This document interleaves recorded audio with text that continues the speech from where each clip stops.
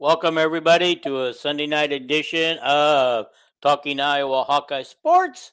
As you can see, Kelvin's with me tonight, and we got a special guest, Zach Hiney of, I'm going to see if I can get this right, Voice of College Football. Hawkeyes? Yes. Yep. You are correct. You are correct on that. Okay. You always use the letters, so I wanted to make sure that people understood what the letters meant. Yes. Yep. Yep. The Okay. voice of college football. Yeah, we're going to get into all that. But first, guys, you're right there. The subscribe button's there. Hey, guys, I think we're really close. We got about 10 more to get to 800 subscribers. If we can just get those 10 more tonight, share this out with your friends everywhere. Hit the like button. It really helps the algorithm. We want to show these sponsors that they're making a good investment in all of our shows tonight. And speaking of sponsors, we are sponsored because we are part of the Villains Network. We are sponsored by Cocaine Coffee, and let's learn a little bit about it.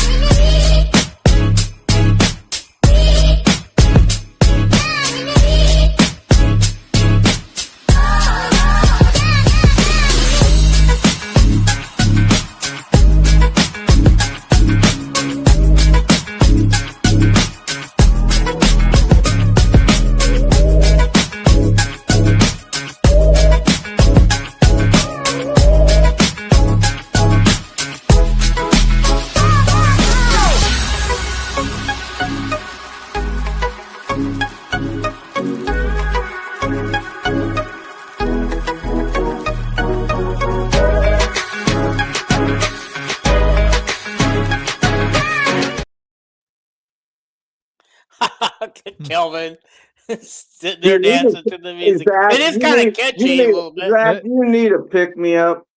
It is very. We got you covered with cocaine coffee. Oh my god! Yeah, no, it's very catchy Get theme. jiggy with it, Dan. Yeah.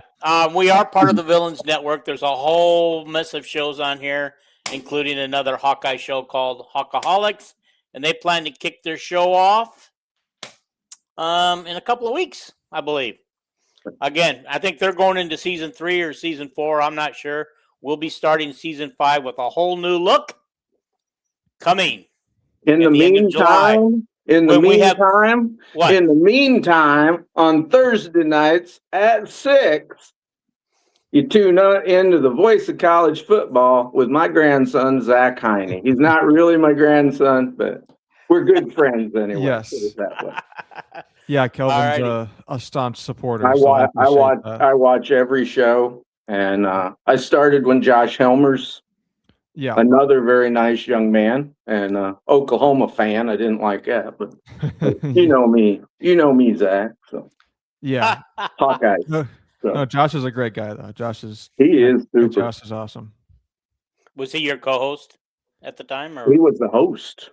Josh was the host, and then I brought me on to co-host for a little while, and then his schedule just got a little busy. He does some radio broadcasting for Oklahoma baseball games, who just recently won the national championship, and he's also our lead writer at Hawkeyes Wire, which is where I write my written work, and so that's how I knew Josh already, and so he was able to hand the show off to me, and we've been going strong for almost a year now.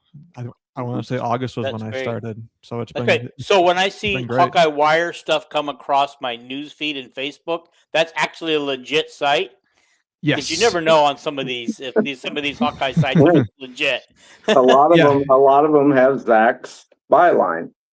Zach's the writer and covers things really greatly. And you work. Is it true? Like Voice of College Football, that's under Mark Rogers, right? Yes. Yep. Okay.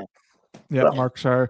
Mark's our guy over there, and we're doing a great job kind of building out that platform, and the college football season right around the corner. Okay, well, as long as you I don't know how Mark remembers the schedule for every football team in America. I know he remembers every game that Yeah, all these teams have played for 35 years. And yeah, Mark's a wealth of knowledge. Yes, he is. So when Mark and Corey do the Hawkeye show, has there ever been a time when Corey couldn't do it, so you would fill in for him since you're part of the same network?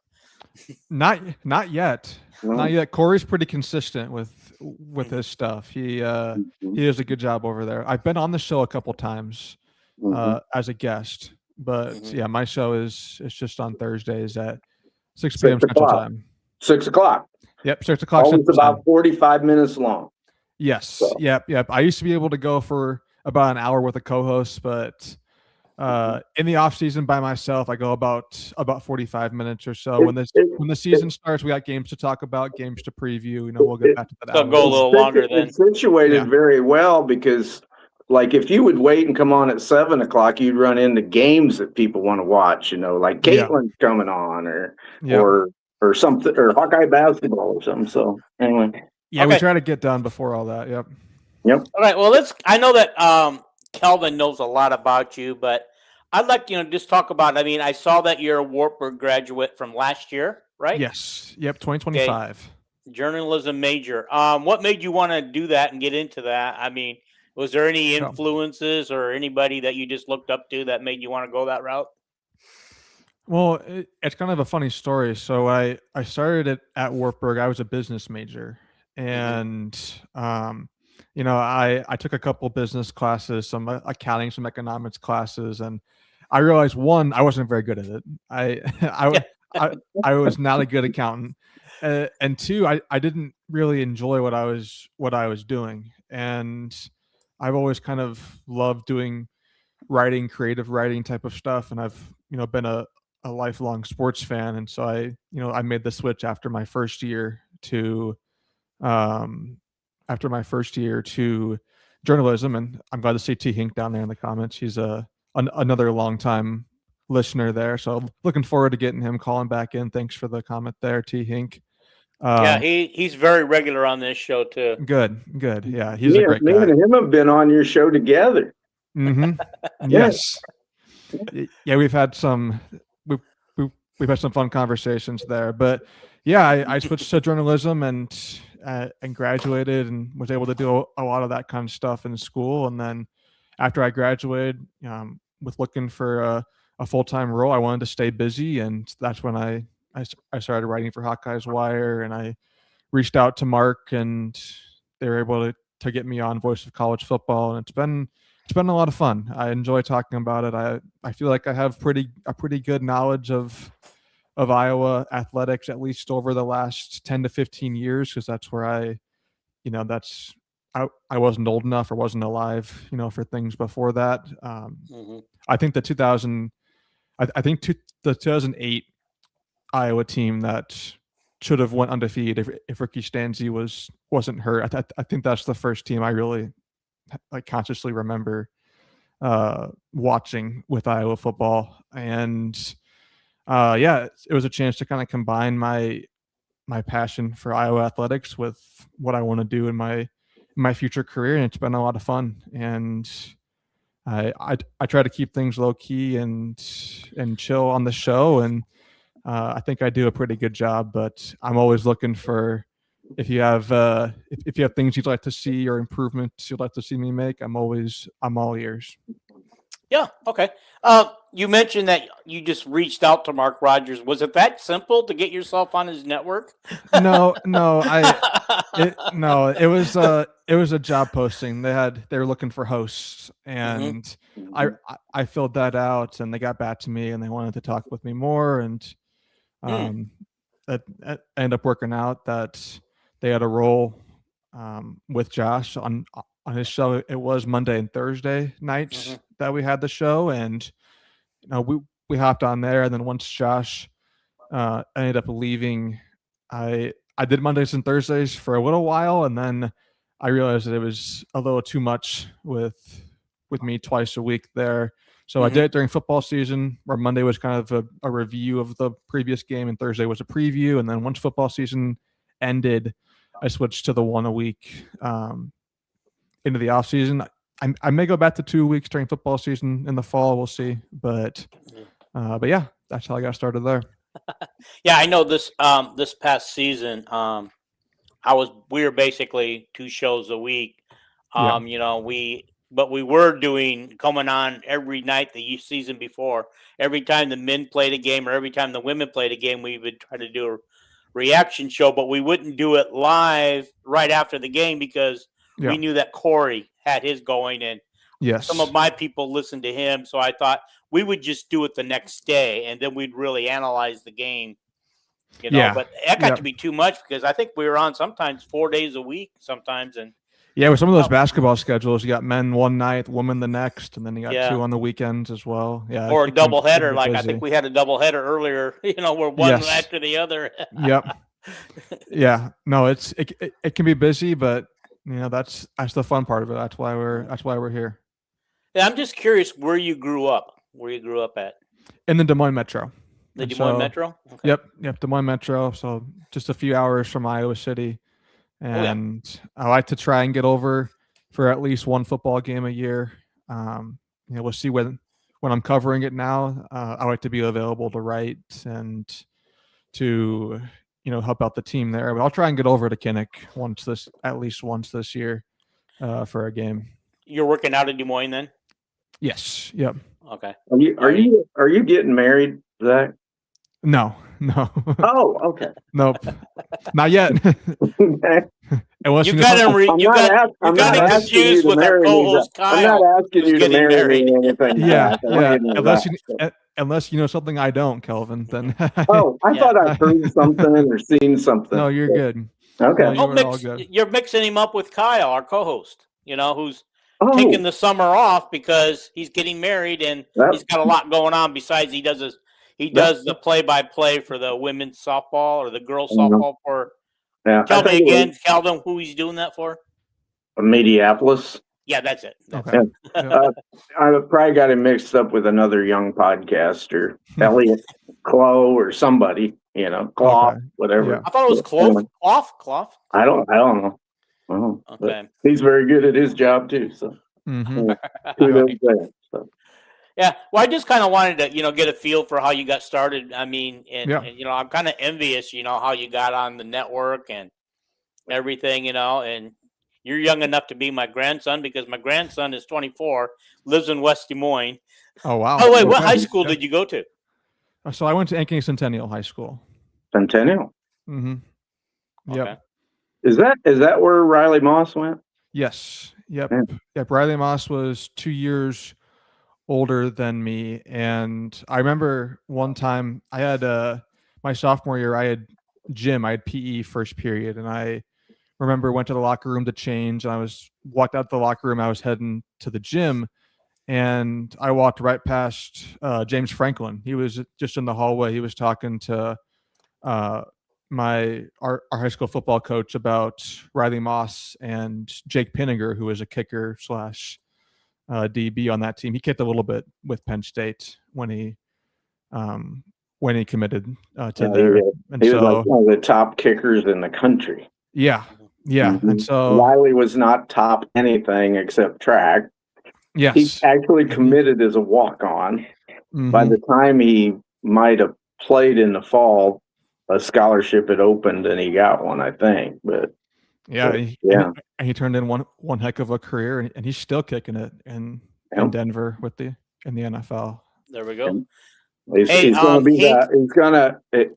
You'll rise to higher heights, I believe, Zach. You know, don't stop till you're in the White House. There you go. Or coaching the Hawkeyes one day.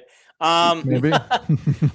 Hank says, other than the Hawkeyes wire, Zach, do you do anything besides the 2 gigs?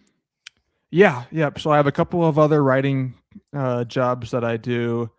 So I cover the Brooklyn Nets for Sports Illustrated. It's their subset. It's on SI. Is there? It's a subsidiary of Sports Illustrated, but I cover the Brooklyn Nets for them, and then I cover the Los Angeles Dodgers for an independent a site called Dodgers Beat. That's pretty good. Hey, I just want to realize I didn't realize that the New York Mets weren't the New York Mets anymore. They're the Brooklyn Mets now. Yeah, the Brooklyn Nets. Yeah, I'm out of touch with baseball. I got to watch more games. Well, they're the NBA team. They're the other NBA team with the Knicks in New York.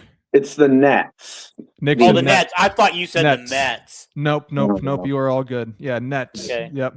Yeah, I'm not wearing my hearing aids because they're broken, so sometimes I don't hear things. I'll interpret. Zach, Hink says that you're probably right down the street from him because he lives in Northwest in Ankeny. Yeah. It's not too far there. Not too far. Yeah, and Hink says again, wait, what? LL. LOL. So I'm actually having better luck with the comments tonight, guys. As long as they keep popping up and it works okay, I'll keep putting them on there. But if they're not, I'll just have to read them like I did last week. Oh, one other thing before I forget. No show Wednesday night because I'll be in the middle of moving, and hopefully this time we get moved. Getting tired of all these delays.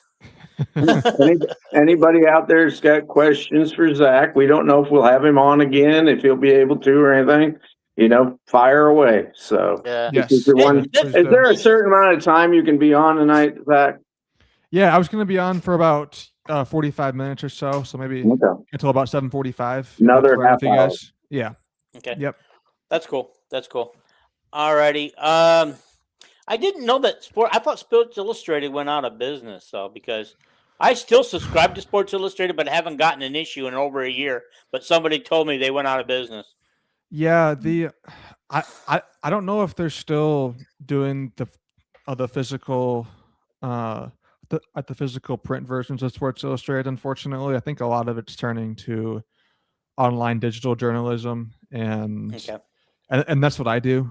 And I know that they've been laying off some bigger writers recently, but I still have a role. I know a lot of people with our on SI network still do, and we like doing it. It's fun. It's good. It's good exposure, and I enjoy it. Work as much as you can, Zach. Keep practicing your craft, and away you go. Yeah, every story is a chance to get better.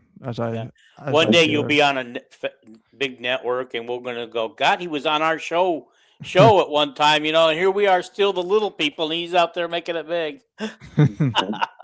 So, do you want to give the listeners your overview of, what you think Hawkeye football is going to look like this year? Any players that you think might surprise people out there, or you go ahead and take it away. Yep, I can do that. I won't talk too much about the quarterbacks because I'm kind of sick of the quarterback discussion for right now because no one knows who's going to start until probably a week or two before the first regular season game. So I don't even think it's worth having too much of a discussion about that. They'll make up their minds when they make up their minds about that. I think the thing that I'm most curious to watch with Iowa football this year, and I said it on my show on Thursday, and it was really weird to say out loud that I have the most confidence out of any unit on Iowa's team. I have the most confidence in their offense with what they're bringing back. The offensive line, I think, is still going to be a very good, even losing 3 NFL guys, which is a testament to what George Barnett's done with that unit over the last couple of years. And I love the skill position guys on offense. And so I'm curious more so on the defensive side and with special teams, how are those units going to look, and can they grow up? Can they get ready to go by week 4 in Michigan? I think that's really the big test for Kirk Ferentz, Phil Parker, and Chris Polizzi this year is, can you get those units gelled and ready to go by the time Big Ten play starts? Because as we all know, it's not an easy start to conference play with those 3 teams, and those 3 games are really going to determine what Iowa does this year. If it's another 8-4 season, or if maybe 9-3, 10-2 or better is on the horizon, depending on those 3 games right there. And so I'm looking at Iowa's defense. On the defensive line, they lost a lot of guys from last year all 4 starters are gone. They brought in some nice transfers. They have some young guys there that are pretty exciting. How quickly can that group come together and gel and make plays? And then the transfer safeties in the back end, I'm going to be keeping an eye on as they're going to be called upon to play well and kind of fill in for what Iowa got from Colin Entringer and Xavier Wampa last year. But I'm really excited about Cam Buffington on that defense. I'm not sure if I feel like a lot of people are pretty familiar, at least with him a little bit, but I think he'll be a household name by this time next year. I think he's kind of similar to Zach Lutmer from last year as someone who's going to come on and really impress on the defensive side of the ball. And I could see him getting some all-conference nods or like preseason all-conference nods next offseason after this year. So I'm excited about him. And then special teams, losing a lot there with LeVar Woods gone. You lose your starting punter, kicker, and return specialist. That's a tall task for Iowa, even a program like Iowa that specializes in special teams and likes to make sure that that's a priority. It's going to be a hard task. And so I'm curious with those 2 units, what you're going to get from them. And can they get ready to go by week 4? That's really my big question mark. And we'll see what happens in those 3 games. Are you ever going to give you gave a couple predictions on your show just for us? Would you give us your precise record for Iowa this year? Just for us. We'll keep it secret. Okay. Hink has his right here. Yeah, T. Hink says 8-4. I struggle between 8-4 and 9-3 because I think they'll handle business in the non-conference. Iowa State this year has given them trouble recently, but that game's at Kinnick. Iowa State. If you thought Iowa's roster was having a lot of turnover, take a look at Iowa State's roster from last year to this year. It's going to be basically all brand new head coach, new quarterback, making their first road trip as a team to Kinnick. I think Iowa feels like they've let the last 2 games in this series kind of slip away out of their fingers. 2 very winnable games. I think they're going to be motivated to get that one done. So I feel good about the non-conference games. And so 8-4, 9-3 really comes down to, can Iowa get 1 out of those 3 at Michigan, home against Ohio State, at Washington? I think they can get 1. I'm not sure if I'm confident that they can get more than that. And so, which one do you think they can get? It's tough because I think Michigan, I don't have a whole lot of faith there just because it's at the Big House in Ann Arbor. And whoever the quarterback's going to be, it's going to be his first road start at Iowa, and having to go make your first road start at that place is tough. It's really tough. It's still early enough in the season where we might see a few mistakes defensively or special teams from some new guys in there. So I have trouble seeing Iowa coming away with a win there. Ohio State's really good, and I know it's at Kinnick, and the last time that they came to Kinnick, things went really well. But Julian Say and Jeremiah Smith and them are really good. Can you believe it took 9 years to get Ohio State back at Kinnick? I don't like the way they schedule Iowa and Ohio State. I know. It's kind of ridiculous, but can Iowa pull the upset there? Potentially, being at home helps. I think that they'll keep it close, but I don't know there. And then at Washington is probably the one I would pick, but that's even a short week on the road, West Coast, in a really tough environment. So even that's difficult. And so it's just a brutal slate of games to begin conference play. I think Iowa can get 1. I would say Washington is probably the one I feel the best about, but even that I'm still a bit shaky with. And then I think they're going to drop 1 game in the back half of that schedule. That's just mind-boggling. A surprise loss because we're going to be favored in every game. Yeah, it's going to make you want to pull your hair out one of these losses. I could see at Northwestern being one of those games that, because I think Northwestern's a program on the rise under David Braun. He's doing a good job there. with that program. I could see Iowa potentially dropping a close one there that just frustrates the heck out of fans, or at Minnesota this year potentially. That's a team that really, really is going to circle that game on their calendar, and they want to beat Iowa for one of the first times in the last decade. And so I could see Iowa dropping one of those games in the back half of the schedule.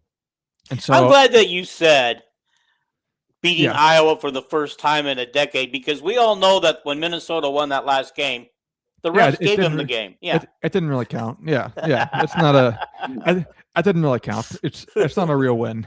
And so I'm going to go 8-4. I think officially, I think they win one of those 3 games in the Big Ten, or to begin conference play. And I think unfortunately they're gonna drop 2 more in the back half of the schedule. It's hard to run the table 6 in a row. They got a couple of tough road games. I know Illinois lost a lot, but that's still a Brett Bielema coach team, and they recruit really well over there. At Minnesota could be tricky. As I mentioned, at Northwestern could be an underrated tough game for Iowa. So I go 8-4, and if they lose all 3 in that slate, I think they still go 8-4. I think they. The one thing I like about Minnesota, I feel confident that we'll get Minnesota again, because we got a week between Washington and Minnesota games. So whatever happens at the Washington game, we've got a week to fix it. Yeah, the bye week it's a well-timed bye week for Iowa this year. But yeah, I mean that schedule is just brutal to begin conference play, and it is. If they can get one, I'll be kicking my feet up, very happy about that. If they get one out of that slate. Yeah. Well, I think if they get one of them, I really do think we're going to go to college football playoff. I know I'm an optimist, and I know as long as there's one thing at Minnesota, as long as the woman's gymnast is the head coach there, running up and down the sidelines like a balance beam girl, I think we're going to win. Sorry, I'm so mean. Yeah, maybe I should have more confidence in that Minnesota game. I shouldn't be worried about that. I mean, we haven't even mentioned Nebraska, but I don't think it's worth mentioning. I think we still get Nebraska. The one that worries me the most is Illinois. Yeah, possibly Northwestern. And I actually have us picked to beat Michigan, because it's early in the season. Even though it's up there, they're still feeling things out too. New head coach over there, new coaching staff. They got a lot of talent, though. It's kind of hard to beat talent, when you got a lot of talent. So yeah, I like Kirk's teams. If they actually win one of them 3, Kirk's teams always get better as the season goes on, as long as you don't, lose your whole offensive line to injury or your both quarterbacks or something. So yeah. Anyway. Now, I do want to point out, Kelvin, that'd be a little mistake. 2 years ago, we lost to Michigan State and UCLA in November. Yeah, we looked bad doing it. Well, didn't we? I think we lost. Didn't we lose to USC in November last year? And Oregon too. Yeah, was early November. Oregon was first Saturday in November. Those are the November games I remember losing, and then a couple years ago to Nebraska, when they had an interim coach, when Cooper DeJean had a concussion. Yeah, when he missed that game. That's the only loss Iowa's had to Nebraska in the last decade. Yeah. And they happen to be the same year that Minnesota beat us too. Mm-hmm. Dang. I always tend to me and Dean are like the odd couple. I always tend to bring up victories more than losses, but hey, no, I don't blame you there. I'm in the same boat. I wanted to ask you guys about Iowa's wide receiver room, because I've kind of gone back and forth on how I feel about these guys entering the season, because normally with Iowa wide receivers, I'm wait and see. I don't trust offseason reports. I don't trust any hype that we get, because I've heard stories about Seth Anderson breaking out or Sam Phillips breaking out in the offseason, or name your transfer wide receiver that Iowa brings in that everyone says is going to be really good, and then it just doesn't pan out. But I'm liking this group quite a bit with RVZ, Dayton Howard. I'm a big fan of him. I think he's a guy that could have a great year. And then Tony Diaz, again, one of those guys that's kind of been another offseason darling, but I'm really, really excited to see what he can do. So I wanted to ask you guys what you think about Iowa's wide receiver room, and can they be good enough to help supplement DJ Vanami and those young quarterbacks? I agree with T-Hink. I think it's a wait and see because, just for the very reason you said, they have hyped a lot of transfer wide receivers that didn't pan out, but Seth Anderson never played a full season. Yeah. Who's Sam Phillips? I don't think he played a full season either. I could be wrong. He might have missed a game last year or so. I don't remember exactly. Yeah, but the thing is I don't know. And somebody came out with a chart that showed that the top transfers out there, and somebody put Tony Diaz as number one. But then I looked at who made the chart. It was Tony Diaz fan. Yeah. Maybe a little biased. My view is every position group is wait and see. I think the offensive line is going to be super this year, but it's that right side of the line, right guard and right tackle, is wait and see. I would, and is Estrenga healthy? Wait and see. But I do know this from following recruiting ever since Hayden Fry got there. This is the deepest wide receiver room in 48 years that I ever remember at Iowa. If they can stay healthy, and but it's wait and see, just like everybody else. Yeah, not to bring up the dreaded quarterback situation, but we're talking about the record. Our record really depends on who's our quarterback, and can the quarterbacks actually perform, whichever one we end up with. Well, we won 10 games with Deacon Hill. The real key to the real key to an offense is your offensive line. Yeah, because you can have Petrus his first year at Iowa lead Iowa to 32 points a game, second leading scoring team in the Big Ten, and by his sophomore, junior, especially his junior and senior year, he had whiplash for not having more than 2 seconds in the pocket before somebody was clobbering him. If you can run the ball, it's like Cignetti said this year. They asked him about his quarterback Hoover. He turns the ball over too much at Oklahoma State or wherever he came from, Josh Hoover. Yeah. And Cignetti says, well, Hoover has learned real quick here at Indiana that his two best friends are running the football, handing it off, and your offensive line. Yep. When you don't have to throw the ball 35, 40 times, it helps. So, but my gut feeling is we're going to have to really score points to win some games this year, because I don't trust our defensive line, and running backs are going to get through that defensive line, I'm afraid, from the other teams. And, it's going to put a lot of pressure on the DBs and the linebackers. And so I just think, oh my God, if we have a bad Phil Parker defense, we're going to give up 16 points a game. If we only give up 16 points a game, I'll be happy. Yeah, I know one thing. I'm high on Buffington, like Zach is. I'm high on a lot of the backup defensive linemen. It's a very deep group. I heard Seth say the other day, he said, boy, we had this is the deepest linebacker group I've ever had, and he says, we got a pretty deep front line. They're kind of inexperienced, but I think they'll just throw waves of people at them. And Buffington's running mate there, Montgomery, is a guy that's always in the right place. As long as Buffington has a partner that's always in the right place and helps him run the defense, I think we'll be all right. Of course, I'm an eternal optimist. Yes, you are. Well, the thing with Jaden Montgomery, is that I think he's earned the trust and the faith of the Iowa coaching staff, is they're bringing him with them to media days. Him and Lutmer and Ostrenga. I think that says a lot. Who Kirk Ferentz brings with him the media days, and the fact that he picked Jaden Montgomery, to go with him. I think the leadership speaks volumes.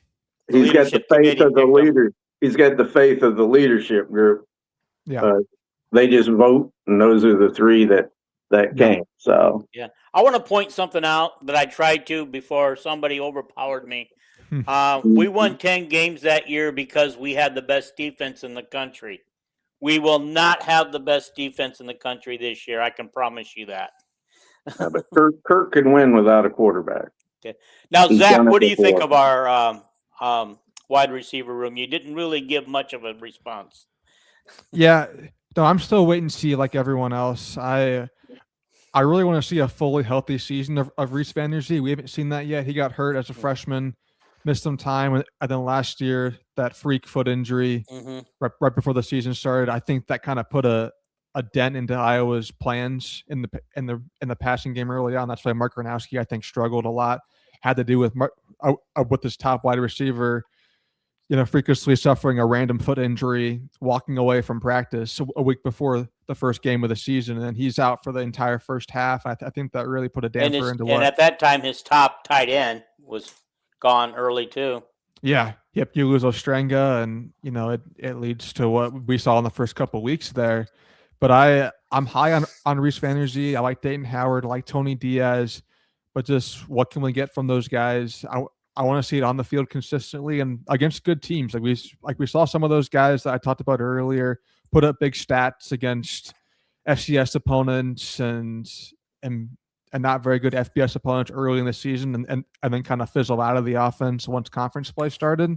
So I want to see if Iowa's receivers this year can rise to the occasion in conference play, especially early on in those first three games. And with the tight ends, real quick, obviously we know about DJ Vanami, who's in line to be the next superstar tight end to come out of Iowa, I think. But I honestly would be okay not seeing a whole lot of Addison Ostrenga or Zach Ortworth this year. I want to see a lot of Thomas Meyer. I think that kid is.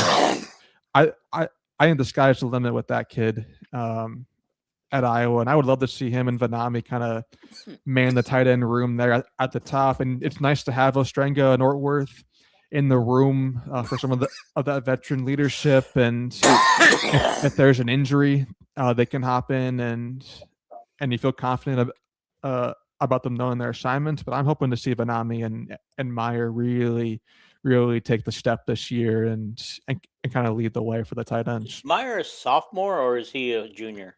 He's a redshirt freshman. Okay, well, there's no more red shirt, so he's a sophomore. No, he's a freshman because he's got 5 years. So, yeah, the 5-year rule. That's very interesting. I think we're going to see some interesting decisions from a few guys. And does that start this? Like, if you're a senior this year? Yes, that starts this year. So you'll be able to come back next year. And I think we haven't heard too many people talk about it. I think I heard Ava Hayden on the women's basketball side mention that she would want to come back for 3 more years and play that 5th year. We got 2 football players on the whole roster that are seniors this year that can come back. Ortworth and Bryce Stevenson, the transfer. Yep. All the rest of them, this is their 5th year that are them 10 seniors. It's all a senior class ever. And I like the tools Lester has to use, I was very impressed with Mason Woods in those little gadget plays they ran. Yeah. This spring. Yep. Maybe we'll see more of him in the fall. Hink says, I think Ostrenga is going to be the Hayden Large position, and Ortworth is getting passed up. I think he already was. I think he was the heir apparent to Ostrenga last year when Ostrenga went down, and DJ just kind of stepped in there and took over. Well, they pretty much knew at the start of fall practice that Vanami was going to be the number 2 tight end. They kind of knew that at bowl prep the year before during bowl prep that, wow, look at this walk on. never drops a pass and works real hard. Yeah. Nah, but don't undersell Mr. Stringa. He ain't no big slow tight end. He's a big guy, but he ain't slow. He moves like an eagle soaring down. Since our time with Zach is running out, I would like to get his opinion on any true freshman that you think might make a splash this year. Since now we don't have to only play them for 4 games to save them for their next year. We can play them as much as we want now. Who do you think those players would be? Yeah, I think that's a really, it's interesting to see how Kirk Ferentz is going to, to see how he's going to play that with the extra, with not having to worry about, redshirting guys or anything like that. I'm pulling up the roster right now because I want to make sure that I have all of the true freshmen in front of me, because I can't remember off the top of my head every single guy. I do have a limit to my knowledge off the top of my head. I have a list of the true freshmen right in front of me. Best quarterback. Yes. Yep. The receivers are Smith, Stinson, and Schaefer. Yes. Yep. The tight end, Brewer. The five offensive linemen, Reardon, Nielsen, Witters, Linder, and Hudson Parliament. Yep. The defensive tackles are Jonda and Jezierski. Yep. Linebackers, the 3 great linebackers, of course, are Manson, Ribolda, and Thomas, And then the cornerbacks are Ronnie Hill and Darian Jones. Okay. Then the cash guy is Marcello Vitti. And then, of course, our punter from Australia. Yes. Yep. I think the linebacker position will be interesting to watch. I mentioned Julian Manson. I know on my show he was one of their 4-star guys from this class right there. He's from Iowa City West High School, and we know that Iowa's going to be looking for some guys behind Montgomery and Buffington to kind of supplement that room. So I could see Manson potentially getting an opportunity. I think that the D line is fair play as well, because we don't, outside of Bryce Hawthorne, there's not a lot of guys who return a lot of snaps at Iowa this year. And if things don't go well for some of the transfers, or if they're looking for a spark in that room later in the year, I could see one of a Jonda or a Jezierski potentially getting a chance to show what they can do. And I really think defensively, a lot of those guys could be in play. As T. Hink says, Vitti is someone that could get on the field as a true freshman, but and potentially in the punting game too. It's going to be I know it's going to be a battle to see who wins that job. So I could see maybe the Aussie getting a chance there. We'll see what Iowa chooses. Offensive line's a bit more difficult because I think your left side, as Kelvin mentioned earlier, is in a pretty good spot with Lauk, Leighton Jones, and Pieper. They're probably starting at center, and then you got Jack Doetzler at right tackle. So who's going to get the right guard role? I think it's probably Trent Wilson, the James Madison transfer, who wins that. But maybe one of these freshmen at some point. But I don't see it on the offensive line. So I think defensively, maybe it's a Manson at the linebacker spot. Maybe it's a Jonda or Jezierski on the D line, or Vitti or Darian Jones in the secondary. But I think one of those guys defensively is where you're gonna have the chance to see your biggest impact from true freshmen. Well, yeah. He says he thinks the Simpson punter wins the job. What do you think? Yeah, Tanner Philpott. You know me, I graduated from a D3 school, so I do have a D3 bias. He went to Simpson, which is in the same conference as Wartburg. Mm-hmm. And so, I mean, I would love to see a D3 transfer come into Iowa and win the job right away.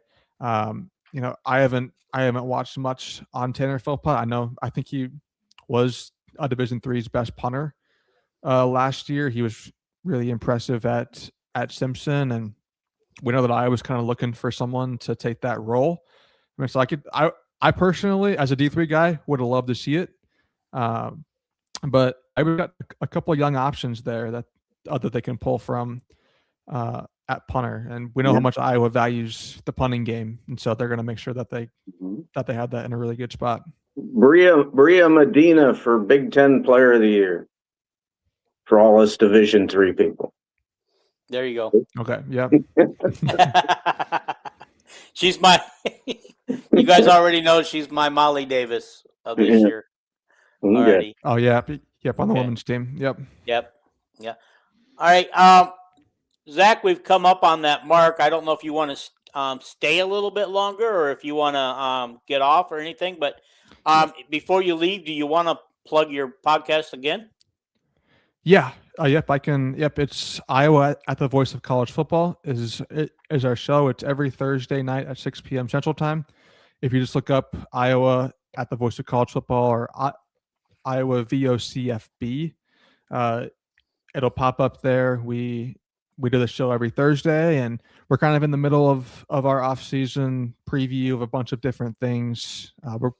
We're getting close to football season starting and basketball season getting going, and so as T. Hink mentions there, it is a call-in show as well, and so normally I'll put the link in the chat, and anyone who wants to come in and talk and call in, it's free to do that, and I love having someone else to kind of work off of, because I'm sure people get tired of just hearing my voice for 45 minutes straight, and so it's fun to be able to chat with other Iowa fans and get their opinions. And so every Thursday at 6 p.m. Central Time, Iowa at the Voice of College Football, the Iowa call-in show.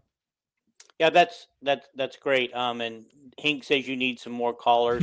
I wish I could figure out how to do that, because I would love to have this show as a call-in show. But we're going to get there. He's asking me if I'll be able to call in. Will you be able to call in? I don't know if he's asking about my show or if he wants me to call in Zach's show, but I certainly can. Zach, when he's opening up to people appearing on his show, he puts that StreamYard link or whatever it is he puts up down there, and you just click on it and okay. StreamYard, that's what we're on. So let me talk to the big boys who run the network and see how I can do that, so I can get a call in. I think that would be fun. That would be a lot of fun. If you just copy paste the StreamYard link in the URL, you can just paste that into the chat. People can click on that and they can come into the studio, and then you can add them in there. It's a nice process. It's pretty seamless, and people get the chance to talk about Iowa athletics, and it's a fun time. He does a great job. Yeah, and I'm not lying. It's just a great job, and he can talk for 45 minutes. A lot of times he don't need it. He don't need anybody else. He did his position groups. I don't know if anybody called in that night, and just very, very, very well informed and unbiased. Unlike me. I try sometimes. It's hard to not let the bias get in the way. But this was a lot of fun, Zach. I would love to have you again. Maybe once we kick off the season or after some media days or something. Yeah. Give your insights. I thought your insights were very intelligent tonight and very well thought out, and I appreciate it. Yeah. Well, you can take my place after an Iowa loss. I can be pretty harsh sometimes, though. So we gotta. I only heard you harsh once. I only heard you harsh once all year, and that was after the Iowa State loss. Yeah. And that was pretty much it. Yeah, I think I was more. I was more so just sad about after the Oregon and the Indiana and the USC games last year. Well, that Oregon, I was on a men's retreat up in the mountains, and they had the game on. I had it on, but I was by myself, listening to it, but not listening to it. But I thought, well, we're not going to win, so I wasn't really listening. I was talking to a buddy of mine, and I just happened to turn it on, and I go, "Oh my God!" And he goes, "What?" And I go, Mark Gronowski just scored to take the lead, and there's not that much time left. We might win this game. So then I turn it off. I'm not listening to the rest of it. And I walk into the clubhouse where all the other guys go, Dean, we're sorry. We're so sorry. I go, What? We lost? They go, yep. Yeah, they were right there until Dante Moore threw one of the more impressive passes I've ever seen, where he layered that ball over TJ Hall. And it's a good thing we don't have to face him this year. Let's talk about the Vanderbilt game or something, guys. Come on now. You're gonna make me all depressed before I go to sleep tonight. So I'll end it on the Nebraska game. Mm-hmm. How about going into Lincoln there and putting another butt whooping on them? Love that. Love that. There you go. I did not expect that. Nobody expected that. I'm sure we all said, I was going to win. But it'll be close. It'll be another walk-off field goal. It's always a close we game. thought we'd like a 16-13 game again. I think would we have a couple of those in a row? I ain't worried about Nebraska this year because they don't have near as good a team as they did last year. So, Nope. Anyway. All right. I mean, Zach, I'll let you go and thank you for coming on the show. I appreciate it, guys. Thank you for having me on, and love talking Iowa athletics. And I'll for sure hop on again as we get into football season. This kid's got a bright future. Yes, he does. Mark my words. This is he's the version of Vanami as a broadcaster and writer. So I hope I live long enough to see you on network TV, Fox Sports, or something. Well, I appreciate that. I mean, I'm hoping I can live up to the DJ Vanami hype right there. Well, you might not do it quite as quick as he did. Yeah. Not in 1 year there, but we'll see. But anyway, best wishes to you, Zach. Yes, thank you, guys. I really appreciate it, and I'll definitely hop on again as we get into football season. Yep. Okay. All right. Appreciate you. Thank you. That was great. It was a good show right there. All right, I'm going to go into our commercial real quick, and then we'll get right back to it. Yeah. Okay.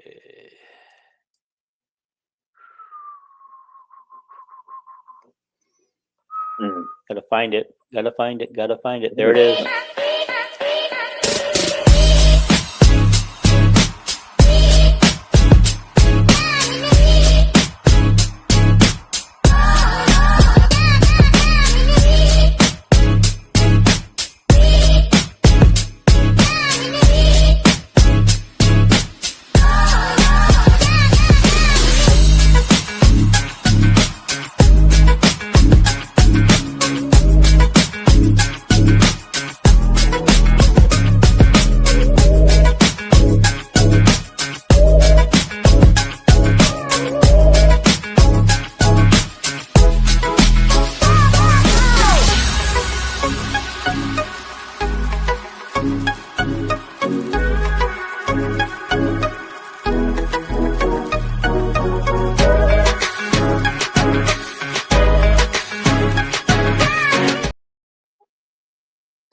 Well, get your 15% off by using Villains15 to get your coffee. I actually was going to go buy some, and they're out of the ones I chose to buy. But, that doesn't mean you guys can't. There might be something there for you guys. Everybody out there, try it. Try it out there. Try it. Well, Zach went with 8-4. Zach went with 8-4. Yeah. Zach, T. Hink says turn this platform into a call-in show and viewers will come in droves. I agree. We're going to do that. So I just copy and paste the StreamYard link to the comments and people will come. We'll try that. Yeah. Okay. Anyway. Okay. All right. Let's do this. I want to talk real quick. We kind of talked about it when we were kind of watching the game the other night, the Caitlin game. Yeah. Yeah, and this is what I don't understand. How this girl got away with this. No call, no nothing on this play. And I just don't understand how referees can do this. and why Caitlin's not getting better protection. And I got to tell you, I love the way Stephanie White went off on the refs. I'm sure she got fined because of the things that she said, but it needed to be said. And I can't help but think that this contributed to re-aggravating her back, which she didn't play last night in her game, but their team won by a blowout. So, okay. What about the time she went off? Oh, you mean when Caitlin left the game because of her back? I don't know. There are people who actually believe that she just quit on her team because she was mad. Caitlin is not a quitter. Yeah, I don't think she hurt her back. She hurt her back because she got undercut. She got hit in the legs on a 3-pointer, is what they say, and she landed with her legs apart, and bam, her rear end hit the floor, and apparently they did call a foul on that play, but Stephanie White thought that play should have been upgraded to a flagrant. It should be by the rule. Yeah. I just I just love that Stephanie White finally went off and said she protected it. She called her a generational talent, the face of the league, and couldn't understand why the referees in the league weren't doing more to protect her. That's the first time I've heard that, because to be totally honest, I just can't. I just can't believe that up to this point, I didn't think she even cared if Caitlin was out there playing or not. Oh, I don't know about that, but Sophie went off on the league too, and then more importantly, somebody not affiliated with the Indiana Fever, Lisa Leslie, gave a nice speech about it. The all-time great post player for the Los Angeles Sparks back when the WNBA started. She said, "This is just ridiculous. The women in the league that have it out for Caitlin, and they keep doing this, and the league doesn't do anything about it. The league wouldn't have all the viewers, wouldn't have all the players, wouldn't have all the money without Caitlin. Yet they do this to her, So that's it's just gotten ridiculous, and it's just something's got to happen. Something's got to do something. But I don't believe that the league will. I think this league has always been about the physicality. They're more physical than the men are in the NBA. They're always about little cat fights. Yeah, take you down. It's not really cat fights. It's like watching a hockey game. Body checks. I watched the Fever play without Caitlin, and it was like watching a different game. The point guards, all three of them brought the ball up without anybody guarding them. Caitlin is guarded right from the beginning and bumped all the way down, and then as soon as she gets to half court, they cross-check her, and Caitlin's has to turn to the referees while she's dribbling, where the hell's the foul at? It's a different game when she ain't in there because the target's gone. Yeah. That backup point guard Harris, the other team don't dread her, they don't. She's no real weapon, against them. Caitlin's unguardable. If you guard her right, she's unguardable, but. Yeah. Okay. Hink says I can't watch the GA League. I mean, is that the Gatorade League for the NBA? I don't know what GA stands for. I don't know I just don't know if it was a typo or not. To me, it sounds like the abbreviation for the state of Georgia. So. Oh, I wanted to say something. You know how we have two, I don't know. Yeah, we have two Hawkeyes on the Oklahoma Thunder right now. Currently, we just got a third. Mm-hmm. Josh I can't remember. Dick. Yeah, Josh Dix. Yeah, Mm-hmm. he got offered a 2-way contract. What means he'll probably play more in the Gatorade League, but that leaves the door open for him to come and play a few games with the big boys. Could you see all three Hawkeyes out on the floor at the same time? And I think they're all kind of playing the same position. So I don't know how that's going to work. But a lot of guys that get signed in the NBA and drafted in the NBA don't make it. So that's just. I know that. But you got Dix, Sturts, and Stanford. Yeah, all can shoot the three, and that's kind of the way the NBA's gone the last few years. Is so they could just stand around the perimeter, and one of them will get open and calmly shoot a three. Yeah, I seen they traded one of their guards that was on their team last year. I don't know his name, but they traded him away to make room for maybe Sturts on the roster. So yeah, so they're saying Sturts is going to make it no matter what. And I don't know about that. I doubt that. Yeah, it's and you got it. The NBA, nothing's given to you. It's like the NFL. Caleb Johnson can have a great season at Iowa. He goes up to the Pittsburgh Steelers. You got to make it yourself. There's no handing it to you. So, yeah.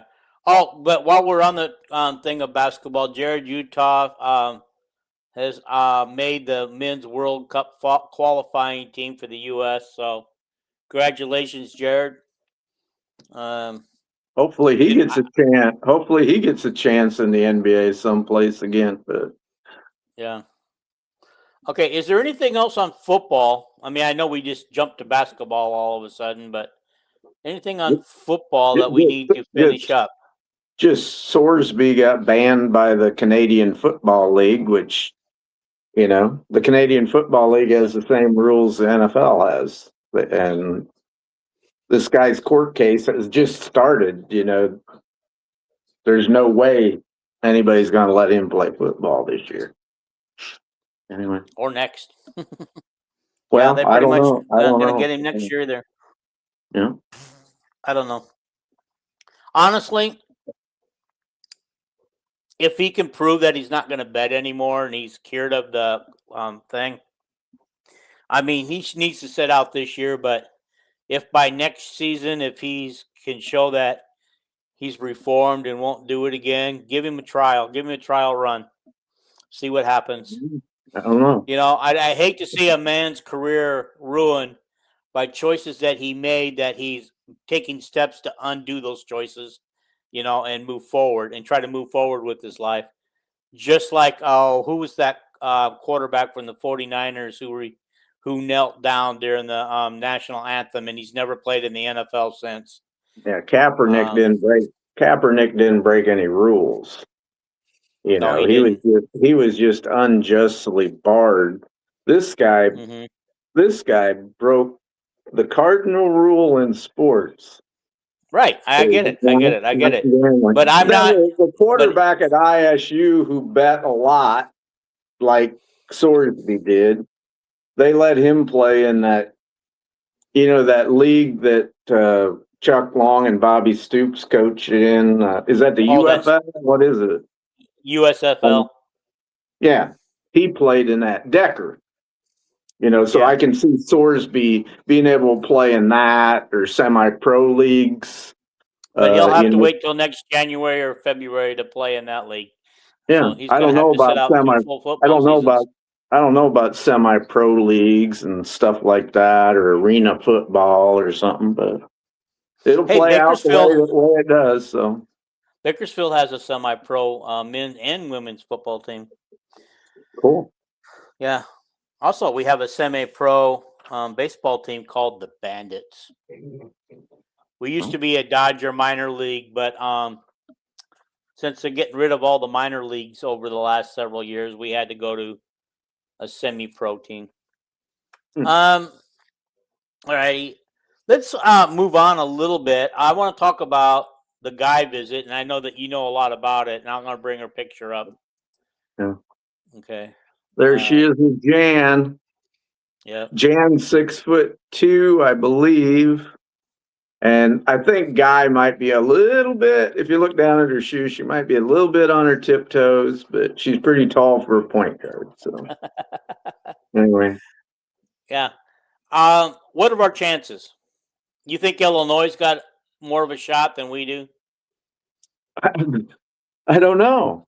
I've been laying it on pretty heavy in all the media branches I can, trying to get her dad. I know is on Facebook and everything, trying to say that, you know, come to Iowa and you'll be an Iowa legend. Mm-hmm. You know, and you don't get treated any better than you do at Iowa. And then I seen his picture. I blew it up. There's another picture there that he's with her. Her family's with her. Got a little child, mother and father. Anyway, blew it up.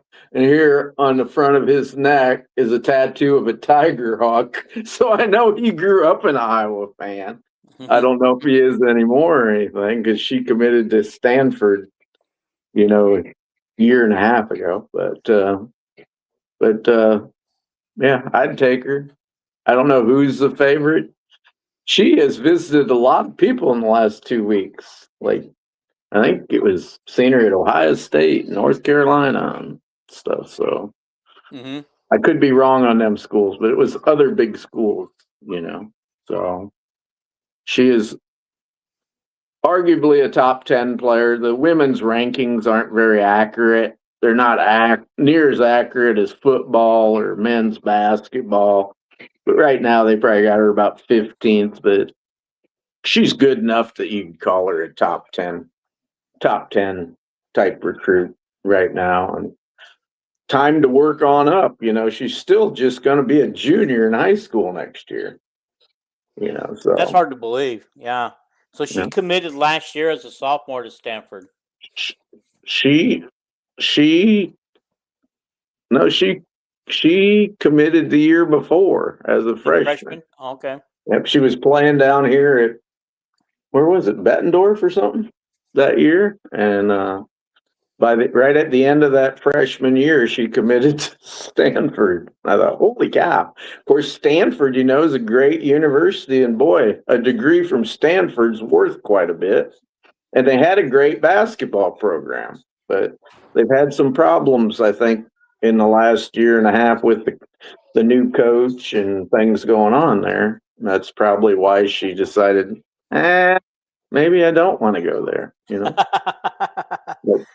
She'll visit USC and UCLA, and I know she's been to Texas multiple times. So, but yeah, we lost a recruit we wanted to Texas, and I was almost sure we were going to get her. I thought we were in the lead for her. Yeah, Miss Bjorn. Yeah, I really thought she was coming to Iowa. I just really disappointed when she didn't. When you recruit these, what I'd call a 5-star, boy, it's hard to get them. You know. Yeah, it is. It is, especially when you got schools like Texas offering a ton of money. So, okay. While we're still on women's basketball, Abby Stamp had a little baby named Griff. Yeah. So, welcome into the world, little Griff. Grandson of my old high school football coach. So. Really? Yep. Yeah. By the way, people are going to start to wonder if you ever washed that shirt, because you wear it several episodes in a row now, that Northsiders shirt. Washed it yesterday. Yeah. Don't you wash your clothes regularly, Dean? Or? Yeah, but I don't always wear the same shirt day in and day out. And the only time I wear it, I put this on for the podcast. You know, so it ain't like I wear it all day. When the podcast is over, I'll take it off and hang it up. So okay. Well, anyway, it looks like the basketball NCAA is going to go to 76-team tournament. Is that start this year, I believe? Yep. Okay. There'll be 44 at-large teams, 32 automatic qualifiers, up one from last year because Pac-12 now gets an automatic qualifier this year. And they're going to do 24 teams in 12 games. so that the winners will advance to the 64, and they're going to call that the opening round. So it's no longer a play-in game, I guess, because of how many teams that'll be involved in that. And so it's yeah. And So the tournament will be the same number of days long as it was last year. Just instead of playing those 8 teams playing in, or 4, whatever it was, they'll have 24 more now. Yeah, it'll be 12 games playing 24. And the way it's set up, and there's so many, because there's 12 games, it's more than likely, let's say Iowa would have, one of the top 4 spots, and they host the regional games, that they would have to play a play-in team, whoever won that one. So, kind of like last year, Virginia was a play-in team. And of course, we saw what they did. They just made some upsets in the tournament, and they beat Georgia, then beat Iowa, and so it can be done. And Virginia's only one of 2 teams to ever advance out of a playoff or a play-in round. In the women's. Yeah. In the women's. Okay. Yeah. Okay. Yeah, I'm not going to go into the what they wrote on about their teams, who they thought would be the playoff matchups, and projecting it already, because we haven't even played one game yet. Why are we projecting who the 24 teams will be? Yeah, I seen that, and I just thought, well, that's ridiculous. So anyway, Iowa softball. I mean, maybe I'm going to start to lose some of you guys at this point, because I know softball's not real popular, but it is with me, and so I let's see.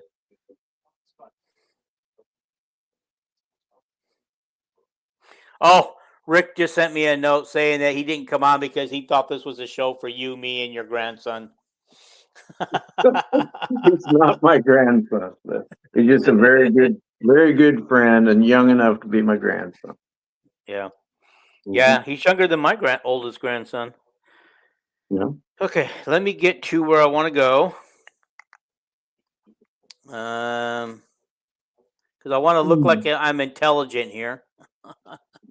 So anyway, Iowa softball picked up 5 transfers. I think most of them are pretty decent. And so I want to start with Caitlin Tighe. I think that's how you spell her name, Tighe. She's a senior. She's a utility.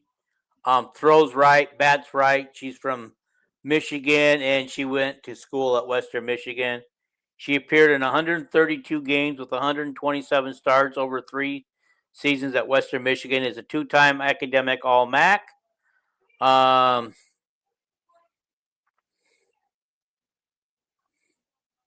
She's a pretty smart girl. All of her awards are about being a good student. Started 50 games at shortstop in 2025.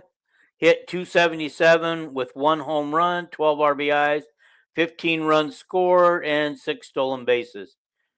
Recorded 8 multiple hit games during the 2025 season. Started all 55 games in 2026. Batted .337 while tying the league lead with 10 home runs and 39 runs scored. Ranked second in the team with 38 RBIs in the 26th season. Next one is I want to say Mishka Reiners. She's a junior. She's a catcher, utility. I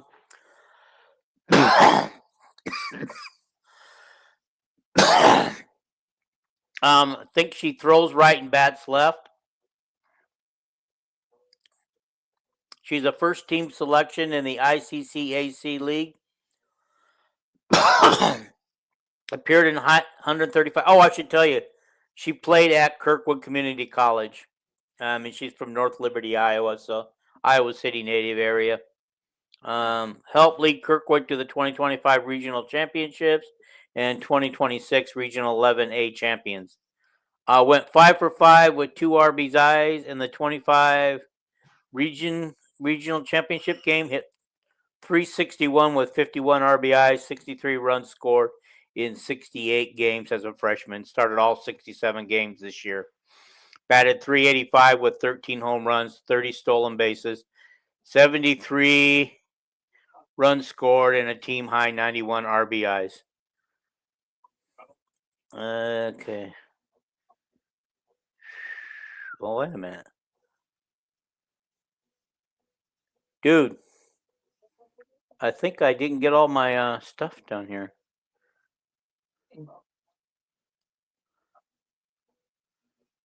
All right. Another one is Zori Patterson, sophomore infielder, left, Hawkeyes, Iowa. She is coming to us from Washington. She appeared in 17 games with 3 starts in 2026. Posted a 300 batting average with 4 RBIs and a run scored. Probably wasn't happy at Washington. It sounds like not enough playing time. Could be, yeah. Pearson Hall, sophomore. Again, it looks like she's a right-handed thrower with a lefty bat. She comes to us from Drake, and she's from West Liberty. So a couple of the Liberty girls from the Liberty area. We got some lefties that can drag bunt. So yeah, the coach will be happy. Appeared in 48 games with 47 starts this year. Posted a 310 batting average. Ranked first on her team with doubles 11, triples 2, and second in hits 46 and home runs 7. Recorded a 954 ops with 26 RBIs and 19 runs scored. Notched a 947 fielding average with 29 putouts and 42 assists. Honestly, we need her. I like her stats. Her OPS was pretty good. I don't know if fielding average was super, but let me see. I kind of messed this up, so I'm trying to find how I got this out of order because somehow I got baseball mixed in here. Audrey Gilman, a sophomore right-handed pitcher, appeared in 41 games with 30 starts in the circle in 2026. 26 all Big East team selection. Oh, she came to us from Creighton, by the way, guys. Hometown in Illinois. So I already said that, and posted a 4.40 ERA. It led her team in innings pitched.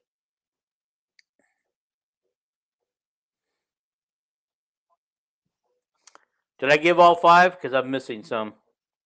I thought you gave more than that, but I think I must have got them all because I don't see any more here. Yeah. I wish all of them good luck and support our softball coach. So yeah, so let's go out there and support the softball team.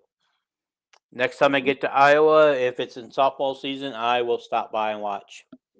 I've seen as far as baseball, their good young catcher that they were expecting to play this year, he got hurt or something and he retired. He's not coming back next year either. I seen they brought in a transfer catcher. Probably recruited another catcher too, but yeah. Well, the only one I could find that they brought in was Nate Hopkins from Southeastern. They just list him as an infielder. I have no other information on him. He's a shortstop, and he played at a junior college someplace, and then he went to Southeastern. I don't know if it's Southeastern Alabama, someplace like that. And he's the one that was announced today. They've gotten other transfers. Okay. I bet you Coach Rick has brought in 6, maybe 6 of them or more. But anyway. Okay. And the last thing I had down, and I just wanted to go over Iowa's baseball schedule for the Big Ten. They've already got it selected for next year. Iowa will host USC, Penn State, Nebraska, Northwestern, and Rutgers. And they will go on the road to what? What is going on here?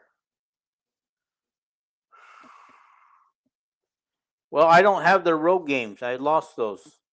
Oh, I'm not doing a very good job of saving this stuff, guys, and it got mixed in with softball, so that's probably why.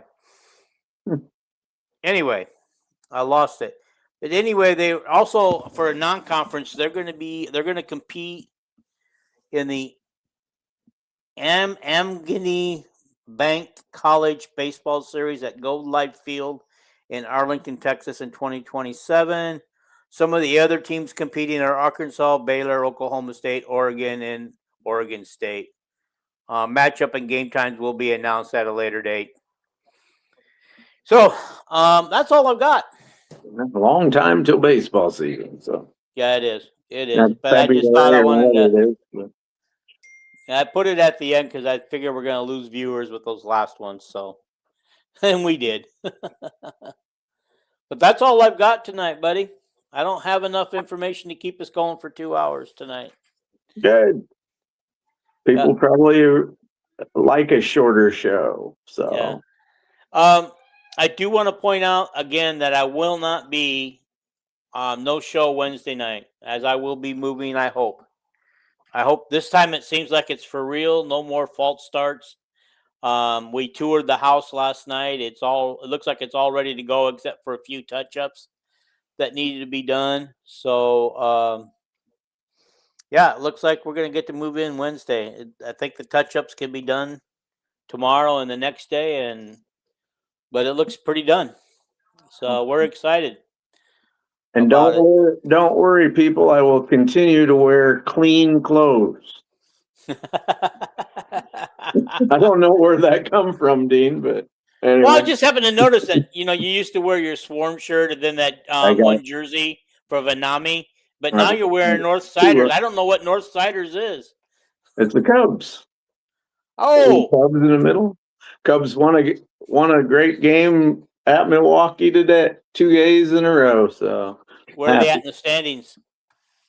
They're like 3.5 games behind the Brewers, I think. That's not bad. Better than my Angels, who are in dead last place. Yeah, the Vanami shirt's too hot to wear in the summertime. Both of them are, and my other T-shirts are the Swarm T-shirt and Valitsco and Houston and Chit Chat. Of course, I got hundreds of T-shirts, but no. Toll House says, I see Iowa road games are at UCLA, Illinois, Minnesota, Ohio State, and Michigan. Enjoy your new house, Dean. Thank you. I knew that UCLA was in there. I couldn't remember who else was. Thank you for picking up the slack for me, Toll House. That's why you guys are a great audience, because where I fail you pick me back up. All right. And don't forget, go to the, what's it called? caffeinecoffee.com and buy your coffee and get 15% off when you enter Villains 15. We're out. Thank you, guys. See you next Sunday for sure.